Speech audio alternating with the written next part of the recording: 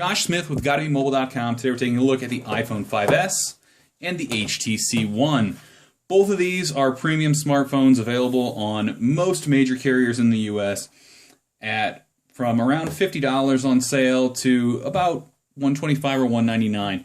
And a lot of consumers are comparing these two devices. We're into 2014 now, so these phones are starting to age, and we're hearing about an HTC One 2 and an iPhone 6, but these still remain some of the best smartphones on the market. So let's take a quick look at how they compare. From a design standpoint, both use aluminum on the back.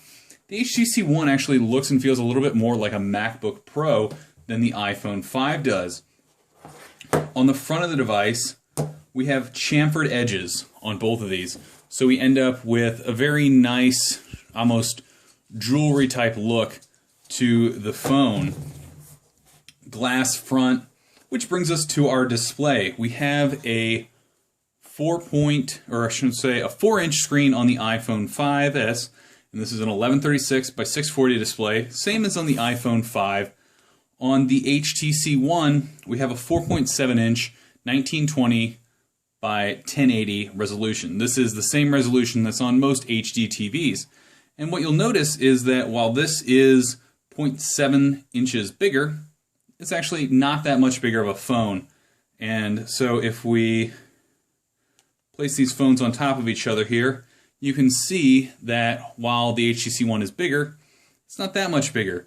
And so Apple likes to talk about how you can use the iPhone 5S with one hand, and because of this size, you can actually use the HTC One pretty easily with one hand. You just got to find the right spot to hold it, and you can use it with one hand.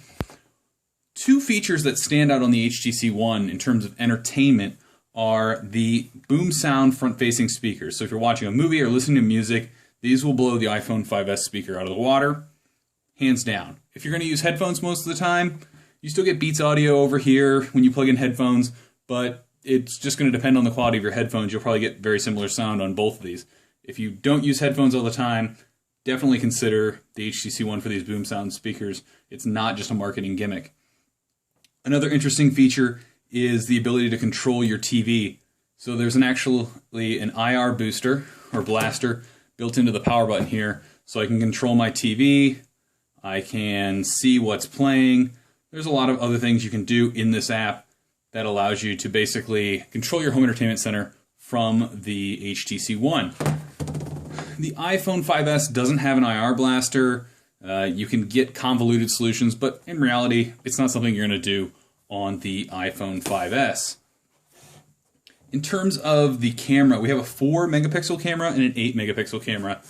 And when you look at and compare these cameras, you can go see the samples on Gotta Be Mobile. The HTC One uses larger pixels and does pretty good in low light. It used to be our go-to camera, but the iPhone 5S just delivers more consistent pictures. You can get great pictures from both, but in my experience, if I want to not worry so much about where I'm shooting, where I'm standing, how I'm holding the camera, where the sun glare is coming in from, I can get a better picture with the iPhone 5S just by pulling it out and snapping a photo.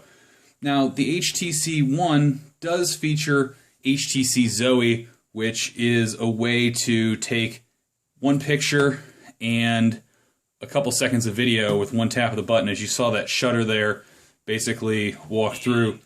So I have that taken there, and you can do some cool things with that. It's a really nice way to capture a series of photos, or if you're trying to take a picture of a kid or a pet or a sporting event where you want all those frames in there.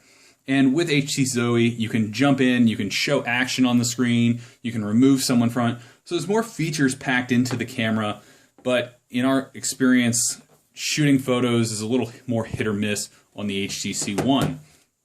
So let's a quick look at the HTC One, which is on Android 4.3 with Sense 5.5, and the iPhone 5S, which is on iOS 7. We have iOS 7.1 coming with a few new features, and an Android 4.4.2 update coming for the HTC One that should add a few new features to both of these devices. You can find them on, again, all the major US carriers, and you can head over to GottaBeMobile.com for more on each of these devices and how they compare.